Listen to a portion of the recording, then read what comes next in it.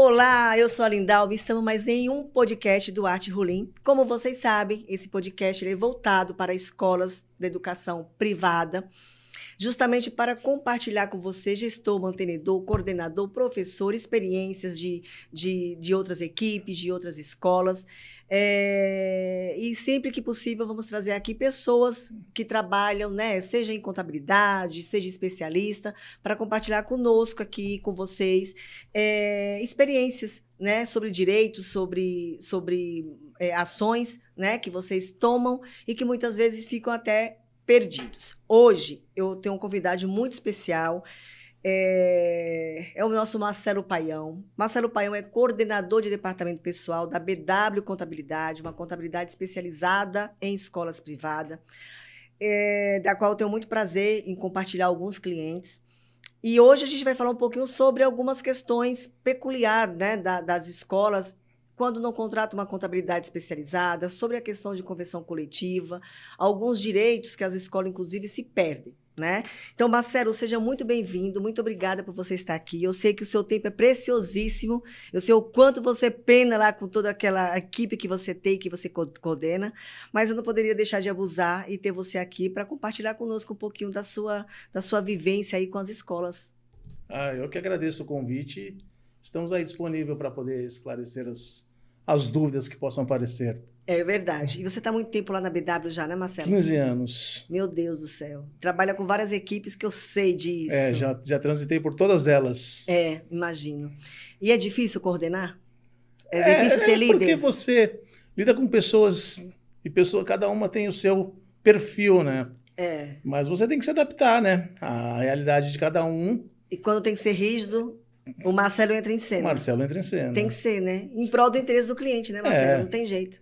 Isso é verdade. Você precisa entender o porquê daquela situação e achar o melhor caminho para solucionar ela, né?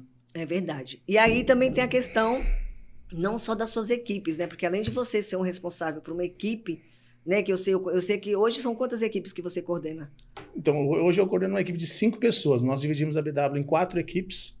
3 equipes de 5 pessoas, uma menor que faz parte da implantação, que recebem os novos clientes. Então, hoje a escola quer contratar a BW, qual que é o primeiro... o que ela vai contratar, na verdade, da BW? O que está dentro dessa, né, do principal? Porque vou te falar a partir da experiência que eu tenho de algumas escolas que não são clientes da BW, né?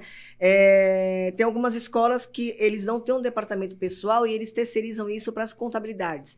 E aí a gente começa a ver o reflexo dos erros, né, por conta da ausência de direitos baseado em convenção coletiva, o pessoal que não sabe o que é um cálculo de uma hora do professor, que não sabe o que é semestralidade, enfim, não conhece a convenção como você do dia a dia, né? Vocês enfrentam muito isso? Bastante, porque o que acontece? Aí que está o diferencial. A empresa, o colégio em si, quando ele contrata uma contabilidade, ele está contratando o departamento pessoal. Ele não está contratando o RH. O RH ele é interno. Ele contrata o departamento pessoal, onde vamos fazer os cálculos de férias, rescisão, folha de pagamento, esse trabalho. Então, a maior dificuldade lá interno é porque você não tem o seu RH interno. O que você vai fazer quando você vai contratar um professor? Eu quero o melhor professor para o meu colégio. Quero o melhor diretor para o meu colégio. Eu quero a melhor secretária para o meu colégio. E por que não o melhor RH para o meu colégio? Que é o coração, Que é o coração. É ele quem vai selecionar quem vai trabalhar para você, é ele que vai dar os treinamentos, vai fazer a integração entre os funcionários, vai conversar com eles em relação à legislação trabalhista, em relação às regras de dentro do colégio. E vai ser o elo entre a empresa e a contabilidade. Isso. Porque, afinal, o que vocês precisam calcular é o que vocês recebem de lá. Nós não temos o dia a dia, nós não estamos vivenciando o que está acontecendo lá. Então, às vezes, o cara tem uma falta... por isso eu não aponto o cartão de ponto, porque eu não sei se aquele cartão de ponto, aquela falta, ele faltou ou simplesmente ele esqueceu de bater. Isso é muito importante, isso é um problema, realmente. E aí eu coloco uma falta para ele e não foi uma falta.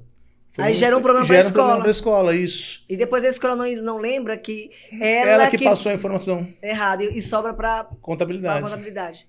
Eu percebo muito isso. E sabe o que mais que eu percebo, que talvez... Não sei se você vai concordar comigo. A escola ela quer aproveitar uma pessoa que não tem nenhum conhecimento de contabilidade. Você sente isso? Assim? Sim, eles aproveitam ali um auxiliar de escritório que está ali. Olha, fica aqui, sobrou uma vaga aqui, eu tenho 2 pessoas aqui, a demanda de serviço não é para 2 pessoas, então eu divido, eu pego você, fica aqui, você vem para cá, e não é aquela pessoa especializada. Eu sinto isso nas consultas que são feitas, eu alerto, olha, uma escola precisa, porque a escola geralmente ela não se deu conta que ela é uma empresa como outra qualquer, ela é um CNPJ, né? Eu sempre bato muito na tecla em relação a isso, não olhe para a escola como um ambiente de aprendizagem. Olhe para uma escola como uma empresa que presta serviço educacional. Isso. E você tem que estar legalizada e tem que estar amparada profissionalmente em todas as áreas, em todos os setores. Então, aí a escola ela quer ter um excelente coordenador, paga um salário gigante para um coordenador, muitas vezes maior que o prolabore do próprio sócio. E é desfalcada na parte trabalhista. Aí começa aquela bola de neve. Ela quer dar uma qualidade pedagógica, mas ela esquece de todo o resto, que é a parte da tesouraria, que é a parte de controle de pessoas, né? A parte que é de RH, que eu acho que tanto a coordenação quanto o RH é pulmão e o rim ali Você precisa pensar em todos os segmentos. Se você quer ter o melhor professor, você tem que ter o melhor faxineiro, você tem que ter o melhor cozinheiro, você tem que ter o melhor RH. Então você tem que ter pessoas qualificadas. Cada um com sua expertise, claro. Sim. Mas você tem que ter as pessoas.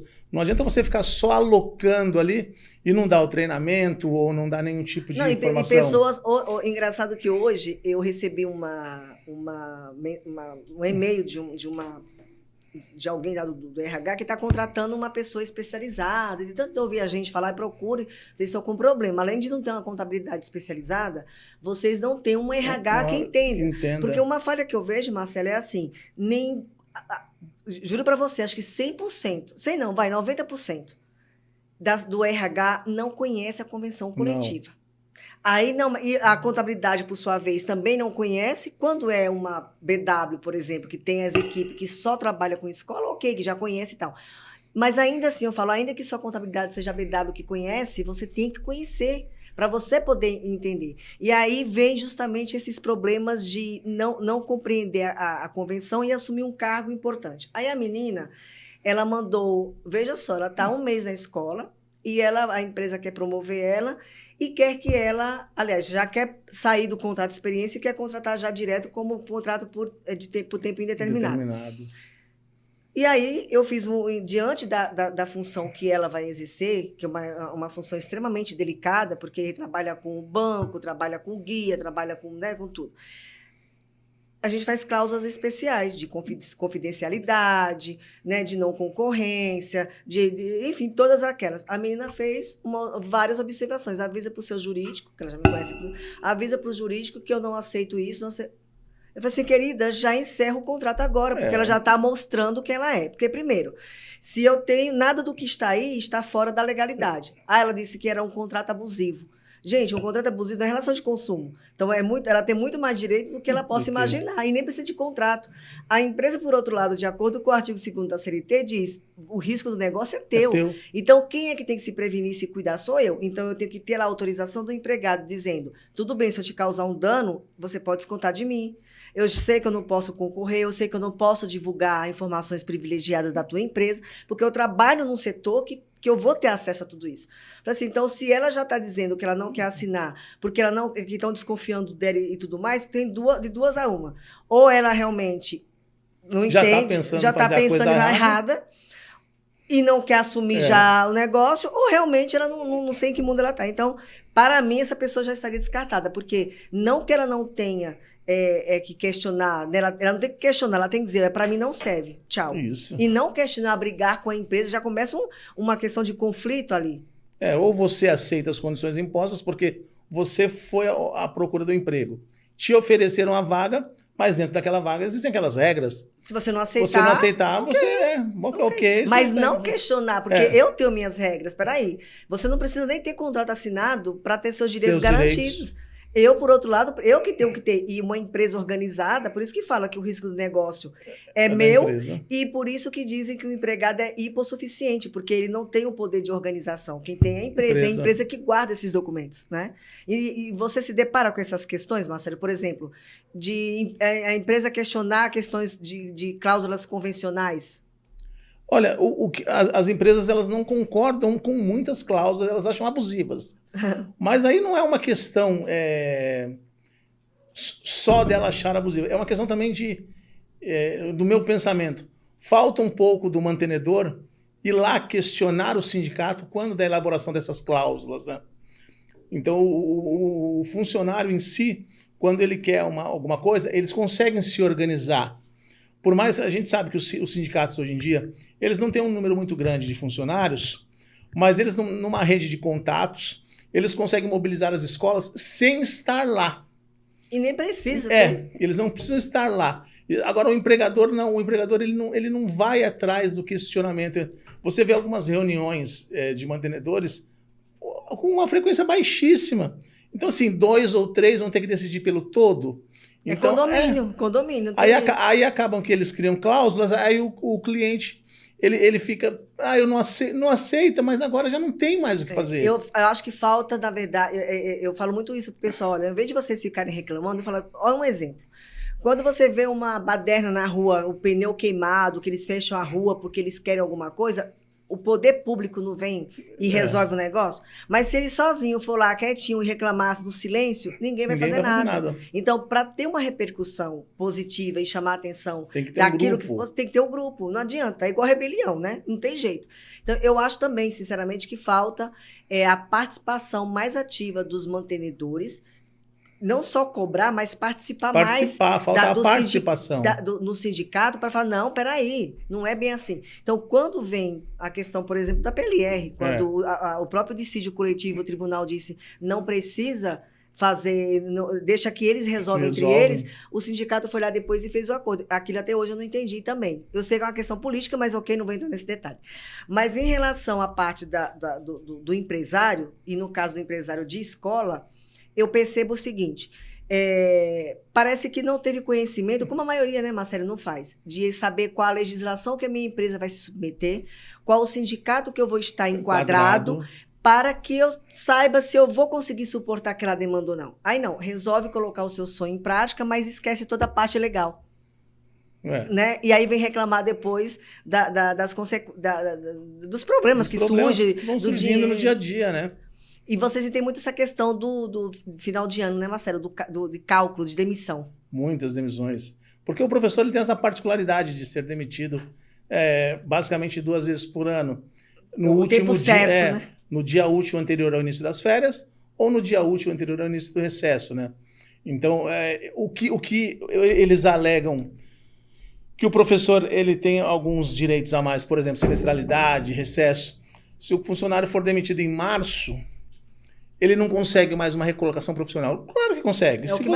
Se você é um bom profissional, o mercado vai te absorver. Essa cláusula, eu acho ela uma das mais complicadas que existe, assim, porque, inclusive, entrando nessa questão da semestralidade, vou polemizar aqui, porque eu já fui, inclusive, massacrada aí pelo um certo ilustríssimo presidente aí de um sindicato, sabe? Mas você sabe do processo que está em trâmite aí no TRT, sobre a representatividade das escolas de educação infantil, que envolve tanto o Senalba quanto o CEMEI, que o Simpro está reivindicando a sua exclusiva representatividade em relação às escolas de educação infantil.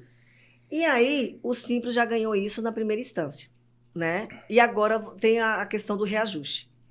Como que vocês estão lidando com essa questão, por exemplo, internamente na BW, de orientar as escolas de educação infantil? Vai reajustar? Aguarda? Como é que vai se portar? Porque, em termos práticos, sinceramente, eu, olhando sob o ponto de vista jurídico, o Senalba não reverte isso. Porque no seu próprio CNAE está muito claro lá qual é a sua atividade. Né? O que ela faz. É recreativa, escola de idioma, por exemplo. Então, não entra nas escolas de educação infantil. E aí vem essa questão do reajuste agora, para as escolas de educação infantil, com base na convenção que foi anulada. Então, né? o que aconteceu? As escolas do Senalba, CMEI, o índice de reajuste foi divulgado antes, né? Eles divulgaram antes o reajuste. Até então não tinha essa decisão. Processo. Isso. Então foi aplicado o reajuste lá no percentual estipulado anteriormente. As escolas aplicaram todos. Qual é o conceito agora? Agora você esperar, porque o que acontece? Você já está criando, você já teve um reajuste. Você não vai retornar aquele valor. Sim. E se sair algo diferente, pelo menos a sua dívida de diferença é menor, porque você já tem um valor aplicado. Então, eu acho também que não vai reverter. Então, assim, está muito bem fundamentado. Quando chegar o finalmente, vão ter diferenças a serem pagas.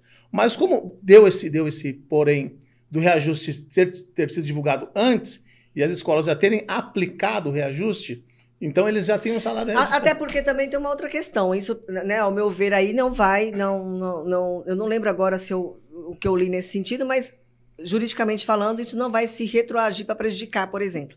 Até porque ainda não transitou em julgado. Então, em termos práticos, ainda está valendo a convenção coletiva. Então, não transitou em julgado ainda.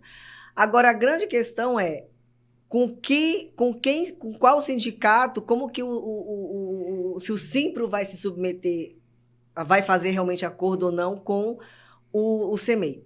Mas eu, em contato com o Simpro, inclusive, eles me tranquilizaram muito, porque a gente tem cliente em comum, inclusive, que é de escola de educação infantil, e eles me falaram o seguinte, olha, fique tranquila, porque a gente vai fazer um acordo diferenciado, cada escola, de acordo com o seu patamar, a gente vai fazer um acordo direto com a escola, não é convenção, é acordo coletivo. Então, não precisa de um sindicato para representar, por exemplo, caso vocês não queiram, caso eles não entrem em consenso com, por exemplo, o CMEI. Né? Então, eles fizeram isso muito claro. E aí é onde entra a questão da semestralidade, porque, veja, as escolas de educação infantil, por não, até então, não se enquadrar na convenção coletiva do Simpro, não tem essa questão obrigatória de todo mundo sair em férias coletiva e recesso coletivo lá e tal.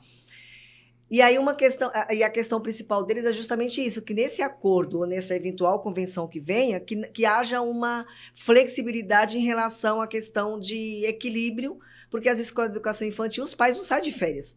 Isso. E aí, para que eles possam dizer, olha, a gente vai fazer aqui como chama? Ai, me fugiu a palavra. Mas uma turma sai e outra fica, sabe? Me fugiu a palavra, mas enfim, fazer uma alternar entre um período e outro, ou não ter realmente essa obrigatoriedade, a escola oferece férias aquisitivas ou parcialmente. Ali, coletiva não dá, porque você sabe que o setor tem que ser um setor só. Mas eu acho que ainda vai dar muito pano para manga isso aí, né? Ah, não, vai dar muita discussão ainda, justamente por esse motivo que foi citado, dos pais não terem férias. Então, hoje as escolas normais, elas oferecem cursos de férias. Então, as escolas de educação infantil, elas já vão continuar com isso. Porque não tem outros empregados. Tem escola que tem 50 alunos. Não tem nem como absorver, por exemplo, a PLR no valor que é. Não tem condições. Então, eu acho que o Simpro ele tem que olhar, ao meu ver, tem que ter esse olhar especial para essas escolas de educação infantil. E eu imagino que a convenção dela vai ser híbrida, por exemplo. Se for o caso, é porque o CIESP não entra na negociação, né? Não representa a educação infantil. Então, não vai ter como ser híbrida, mas vai ter um acordo ali diferenciado.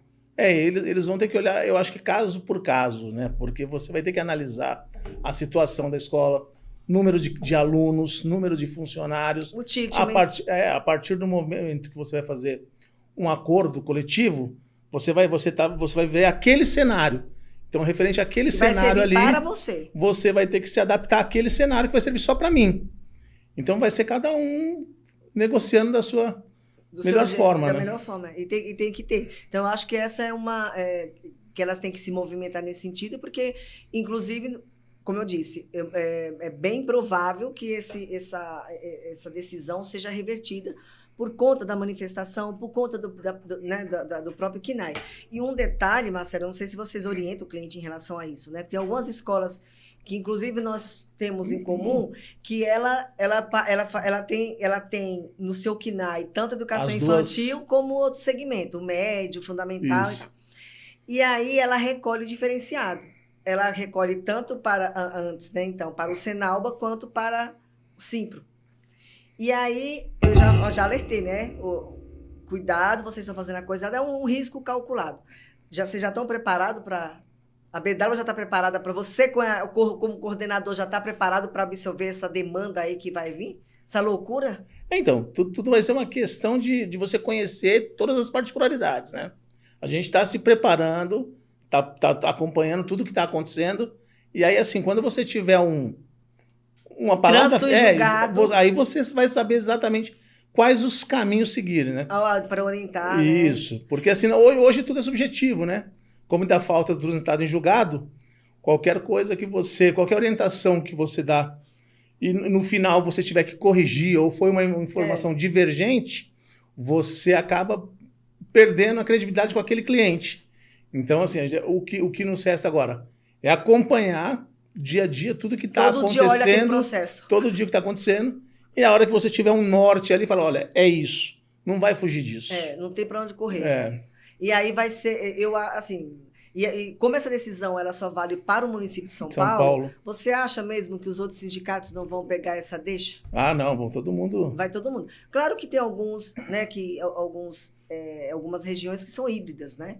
Que hoje o Simples já faz essa parte, inclusive. Mas ainda tem muita questão. Agora, Marcelo, eu não sei se eu te mandei, mas acho que eu mandei para o Wesley. Menino, eu vi uma cliente me mandou um post de um advogado, acho que é de Minas, falando que o STF disse que agora não é obrigatório pagar as férias no gozo das férias, que pode pagar no retorno das férias.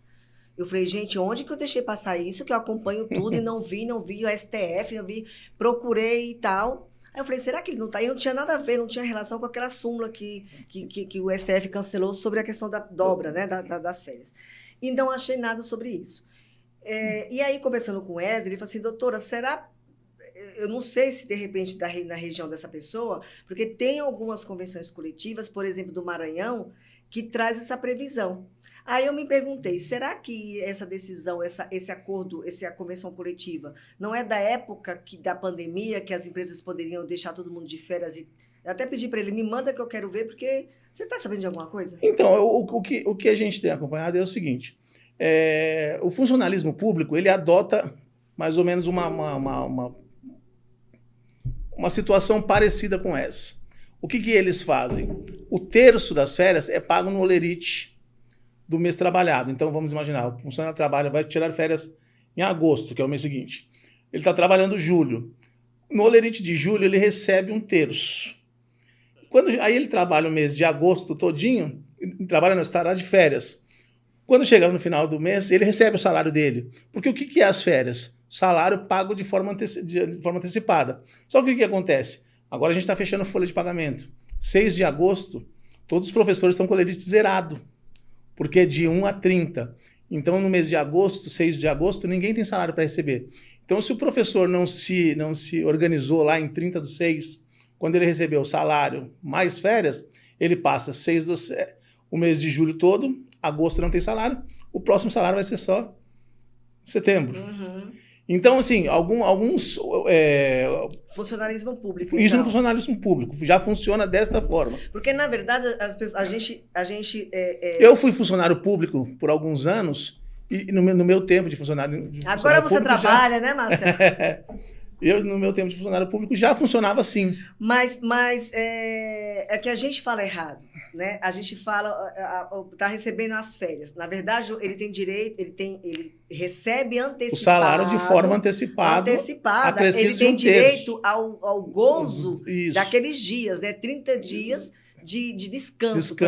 Tanto que a questão das férias, que eu falo muito isso para as pessoas, ela tem uma relevância tão grande que se o empregado for pego trabalhando durante as férias, ele pode ser mandado embora por justa causa. É claro que hoje em dia, com a mudança da sociedade, tudo tem vamos analisar caso a caso. A não ser que ele tenha um outro emprego. Mas por quê? Porque eu, empregador, estou te concedendo férias. Descanso, estou te pagando antecipado, estou pagando um terço para você descansar. Para você descansar, você vai chegar aqui mais cansado do que você saiu. Não tem sentido as férias. Né? E você vê que a CLT tem um capítulo só para as férias de tão importante que é. E as pessoas não se tocam em relação a isso. Mas isso de receber as férias depois, eu posso afirmar que é um pedido dos funcionários. A grande mobilização nas escolas é para que aconteça isso. Hoje, assim... A gente não autoriza, a gente Marcelo? não autoriza, pelo amor de Deus. mas a gente sabe que acontece isso porque eles querem receber. E eu vou falar uma coisa aqui para você, gestor, mantenedor, enfim, de escola. Não caiam, né? Não queira ser o banco para guardar o dinheiro do teu empregado. Sabe por quê? Nós temos uma ação milionária que você conhece, porque a empresa, a escola fez justamente isso. Não pagou só um terço ou não pagou um terço. Não, minto, não pagou as férias, porque o próprio professor pediu. Um professor disse que não queria, porque, né, a empresa fez o papel de banco para guardar aquele dinheiro para quando ele retornasse. O que aconteceu? O sindicato ingressou com um processo coletivo contra a escola e essa ação virou uma ação milionária por conta do tempo. Ela é de 2013, para você ter uma ideia, quando eu peguei a escola andando foi em 2000 e alguma coisa aí. Então, assim, vocês não se submetam a não registrar porque o empregado está recebendo seguro-desemprego, achar que vocês estão tendo benefício com isso, né, Marcelo? Não querer guardar dinheiro de empregado porque ele não tem controle, é um problema dele, pagar por fora porque ele não quer pagar pensão, porque ele não quer pagar imposto. Gente, é um risco que só você... E não adianta falar ele quis, porque isso é direito garantido, tá? Ele pode assinar que ele não quis, mas é um problema de vocês, né, Marcelo? Ele não pode abrir mão dos seus direitos, né? Exatamente. E aí e automaticamente tem aquela questão. Mas a escola também, a empresa também se beneficiou, porque se não tá tributando, né, ela tem essa ilusão. E depois ele esquece disso quando sai. Relação de empregado e funcionário, eu falo que é casamento. Verdade. Né? É isso. Mas, enfim, a gente vê muito...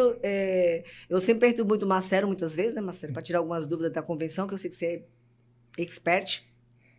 E tem uma outra questão de uma convenção que também que sempre dá uma confusão, é com relação à parte quando o funcionário está em véspera de se aposentar. Quando falta lá os 24 meses, né?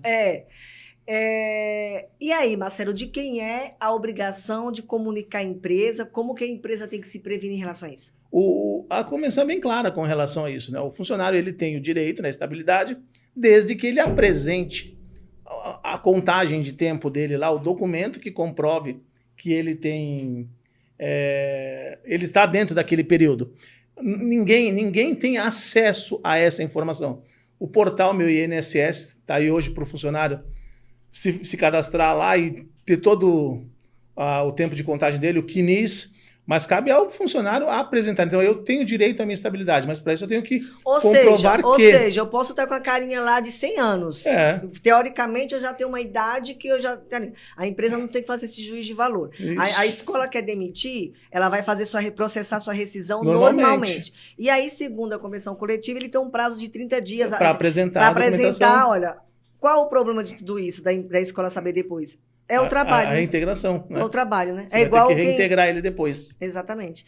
E você veja que a convenção tem que mudar também, se atualizar. Porque hoje não existe mais, por exemplo, a entrega de TRCT, tudo agora digital. Então não precisa mais aquele prazo para homologação. Aqueles funcionários, hoje esses funcionários com carteira digital que pedem demissão, tá virando uma situação assim, eles nunca mais aparecem na escola. Porque assim, a baixa já é automática lá na carteira digital. Os formulários de termos de rescisão, eles não precisam mais. Não vão fazer mais exame médico. Então, assim, essa carteira digital, tudo bem, é uma ferramenta nova. Sim. Mas, assim, o que hoje a gente tem de rescisões arquivadas, você efetuou o pagamento do funcionário, tudo bem, você tem que efetuar o pagamento na data correta. Dias. Aí você precisa que ele vá lá buscar os papéis, assinar, te apresentar... Nunca mais esse funcionário aparece. O importante é que a escola, a empresa em geral... Cumpra com as suas obrigações. Cumpra suas obrigações, mande lá, avise, tá, gente? Não é por isso que vocês vão se... Você continua convocando ele para fazer os trâmites normais. Manda a primeira vez, olha, você pediu demissão, ok. Então, no dia X, data tal, horário tal, compareça na empresa ou na contabilidade, enfim, para fazer o ato da homologação. Ele não aparece, ok. Por quê? Com a reforma trabalhista, o artigo 477 da CLT, né, Marcelo, acrescentou a previsão de que eu tenho que entregar as guias, eu tenho que fazer a homologação e entregar todas as guias dentro também do prazo dos 10 dias. Então não adianta mais a empresa pagar nos 10 dias e homologar depois. Porque ela vai pagar a multa do 477. E qual é a forma de vocês se resguardarem? É ter a prova de que você convocou ele. Se ele não compareceu, é uma outra situação, mas pelo menos você tem um documento ali que comprova que ele foi convocado para fazer a homologação dentro do período pré-determinado. Olha, eu não sei. Agora, uma coisa que me dá nó na cabeça é quando vem a questão de cálculo, Marcelo. Meu Deus do céu. Professor que trabalha 2 períodos. É vantajoso para a escola ter o horista e o mensalista? O que você, Marcelo, o coordenador, vendo ali o dia a dia? Quando você pega 2 situações, você fala, mas essa situação específica não é desnecessário isso, porque tem até a questão do DSR. Então, mas é porque, na verdade, o que acontece? Hoje, como é dividido isso? Aqueles professores que são de educação infantil e Fund 1, eles são os titulares da sala. Então, são mensalistas. Os de Fund 2 e médio, eles não são titulares da sala, eles trabalham de acordo com a atribuição de aulas. Então, muitas vezes, eles têm a formação para dar aula nos 2 tipos de ensino. E aí, o que a empresa faz? Vou ficar com esse funcionário aqui. Então, ele tem formação para dar aula de manhã, então ele é o titular da sala. E aí, à tarde, ele é um aulista que ele consegue aulas específicas, ainda português, ele consegue matemática. Aproveitar esse profissional. É simples, por esse motivo. Que você... Mas também não é obrigação, né? Porque às vezes eles pensam que é obrigatório contratar dessa forma. Não, você consegue absorver. Então, tem professor que ele é mensalista nos 2 períodos, tem professor que é mensalista e aulista, tem professor que de manhã ele é professor e à tarde ele é auxiliar. Na tua visão, você acha que o ideal seria, no contrato de trabalho, contratar realmente por turnos ou contratar com 48 horas direto? Não, por turnos. Porque na hora de desligar não fica aquela questão de renúncia, de cargo. De direito, de tal. Então, quando está lá separado, fica mais fácil. Mais fácil, você contrata pela necessidade. Eu preciso de você por um turno, e se for um outro caso, no segundo turno eu contrato. Ah, entendi. Porque às vezes ele precisa desse professor em tempo integral, mas também, por outro lado, quando ele quer reduzir carga horária, por exemplo, tirar uma determinada turma de um professor, fica mais difícil tem que usar a supressão de turmas, né? Que vai ser só no final do ano, né? Porque você tem que esperar a primeira semana de aulas, quando começam as atribuições, para você poder fazer lá na frente a supressão de turmas. Aí você vai comunicar. O professor, olha, houve uma supressão de turmas. Você aceita trabalhar por um período só? Você trabalha 2 hoje em dia. Eu não formei o período da tarde. Então, eu estou tendo uma supressão de turmas. Então, você vai comunicar a ele vai dizer se aceita ou não. Se ele não aceitar, você tem que fazer a demissão dele de imediato dos 2 períodos. Qual é a vantagem disso? Você não precisa pagar a semestralidade. Ou manter ele no cargo. Ou manter do jeito que estava. Né? Não tem jeito. Aí, só que você não precisa pagar a semestralidade. Sim, porque você teve a supressão de turmas. Você deu a oportunidade dele trabalhar num período só. Sim. Já que ele não aceitou, e isso também vale, tá, gente? O inverso. Quando o professor tem 2 turnos que ele quer... eu fui para o estado, eu vou para o município, eu vou para outra escola... Cabe a vocês também concordar ou não. Se não aceitar também... Se ele não quiser, ele vai pedir a redução. A empresa tem o direito de aceitar. Não, eu não aceito. Então, se você não quiser trabalhar mais aqui, porque peça demissão. Tem escola, Marcelo, que acha que ela está obrigada a aceitar a redução. Gente, não tá. Se ele também... o direito é igual. Então, se ele também... ele quer pedir redução de turma ou de carga horária, enfim, e a escola não é vantagem para vocês, ele também tem que pedir demissão. Ou continuar prestando seu trabalhando. Serviço, né? Porque não tem outra saída. Mas é muita coisa, né, Marcelo? A gente ficaria aqui falando 1000 vezes, o dia todo, o ano todo, sobre cláusulas. E eu quero que você volte aqui, por favor, para a gente falar de... Inclusive, quando transitar em julgado, esse processo... A gente vai voltar a falar desse assunto. E se precisar de outros aí, porque eu sei que você é importantíssimo aqui para as escolas, você tem muito a acrescentar. Sempre me atende com muita, né, pontualidade, eu agradeço demais. E, mais uma vez, obrigada por você estar aqui. Obrigado pelo convite. Foi um prazer. E Marcelo está sempre lá na BW, viu, gente? É o coordenador, eu recomendo, porque já trabalha há muito tempo com eles. E é uma pessoa excelente, competentíssima. Aliás, acho que toda a equipe da BW está preparada para atender as escolas. Sou suspeita para falar. Como toda empresa tem, né, igual a minha, né, uma coisa que alguém não se encaixa, mas nada como chegar para o chefe aqui, para o Big Boss, e falar assim, olha, eu quero ser atendida de tal forma. Por isso, não é à toa que a BW é uma empresa que já está há mais de 30 anos no mercado, né? É verdade. E só com escola, né, Marcelo? Só com escolas. É isso aí. Gente, esse foi mais um podcast hoje. Falamos um pouquinho sobre convenção coletiva. Se você tiver interesse, tiver dúvida, manda pergunta, eu mando para o Marcelo. Se eu não souber responder, o Marcelo responde para vocês. E não deixe de seguir a BW também. Qual que é o @ da BW, você sabe? @BW Contabilidade. @BW Contabilidade. Lá no Instagram. Né? Quem tiver curiosidade de saber quem é do ramo da educação, tiver interessado, é só procurar que vocês vão ter aqui a coordenação do Marcelo. Marcelo, mais uma vez, obrigada. Gente, até a próxima.